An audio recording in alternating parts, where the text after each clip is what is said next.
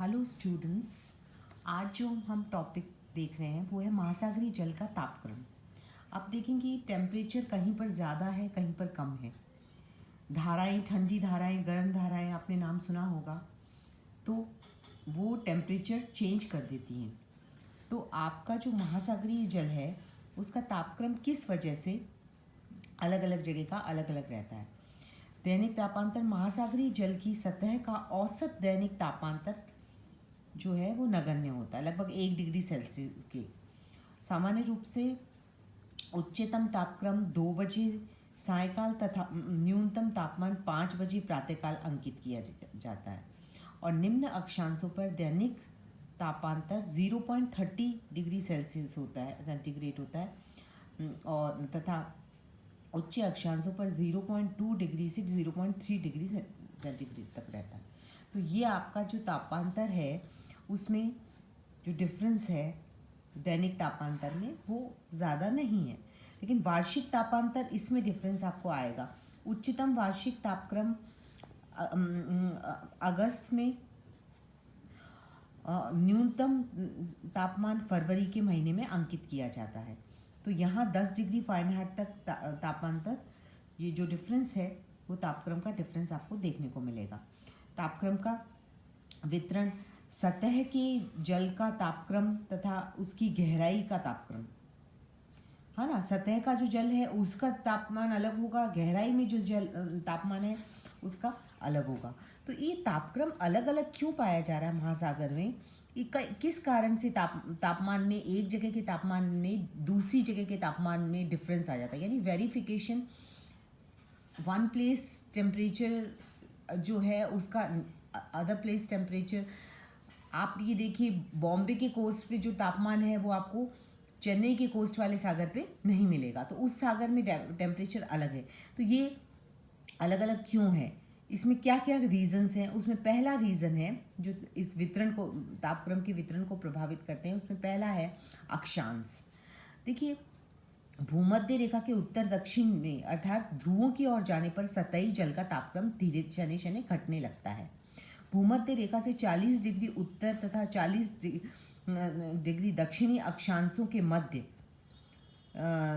महासागरीय जल का तापक्रम वायु के तापक्रम से कम, किंतु 40 डिग्री से ध्रुवों में अधिक। ये भूमध्य रेखा जो है वहाँ के अक्षांशों के मध्य जो महासागरीय जल का तापक्रम है वो वायु के तापक्रम, जो टेम्परेचर है वहाँ पर आपको वेरीफाई मिलेगा। जो 40 डिग्री तक का टेम्परेचर है वो, और ध्रुवों के पास जो टेम्परेचर पाया जा रहा है वो, उसमें टेम्परेचर डिफरेंस आपको मिलेगा।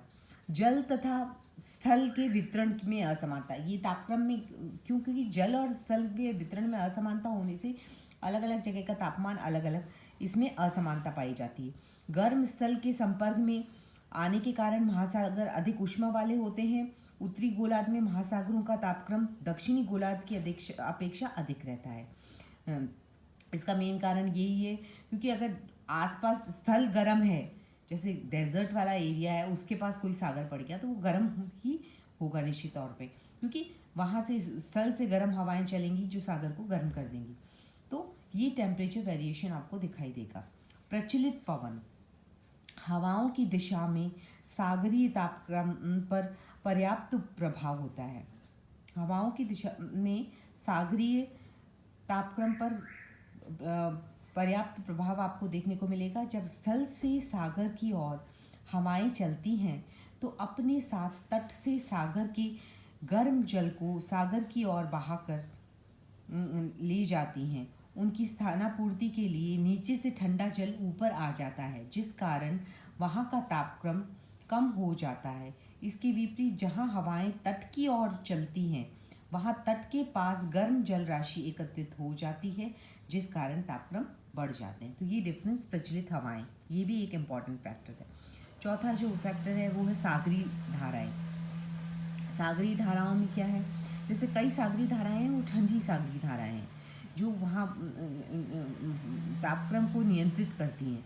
गर्म धाराएं जहाँ पहुँचती हैं वहाँ का तापक्रम बढ़ा देती हैं। जैसे गल्फ स्ट्रीम है, वो सागर में गल्फ स्ट्रीम उत्तरी अमेरिका के पूर्वी तट के पास से उत्तरी यूरोप के पास सागरी तापक्रम को बढ़ा देती है ना।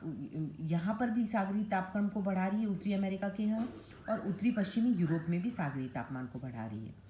इसी तरह से क्यूरोशिवो की धारा है, वो एशिया के पूर्वी भाग में गर्म जल को अलास्का तक बहाकर ले जाती है ना। वहाँ का क्योंकि गर्म जलधारा को बहा के ले जाएगी तो टेम्परेचर गर्म करेगी, तापक्रम ऊंचा कर देती है। इसके विपरीत ठंडी धाराएं नीचा कर देती है, जैसे लेब्राडोर की ठंडी धारा है, ये तापक्रम को हिमांक के पास पहुंचा देती है। क्यूराइल ठंडी धारा है, ये साइबेरिया के पूर्वी तट के पास तापक्रम को नीचा कर देती है। तो धाराओं, महासागरीय धाराओं का भी अपना महत्व है।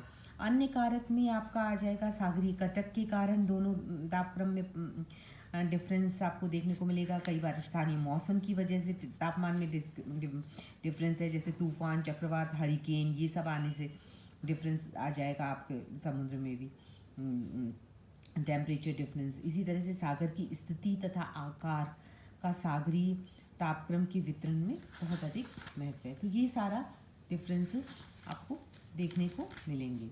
महासागरीय जल का जो अगर देखें तो क्षैतिज वितरण अगर देखें तो तापक्रम का, महासागरीय तापक्रम का क्षैतिज वितरण, तो वो आप देखें सामान्य रूप से तो भूमध्य रेखा पर महासागरों की ऊपरी सतह का तापक्रम 80 डिग्री फ़ारेनहाइट तक अंकित किया गया है।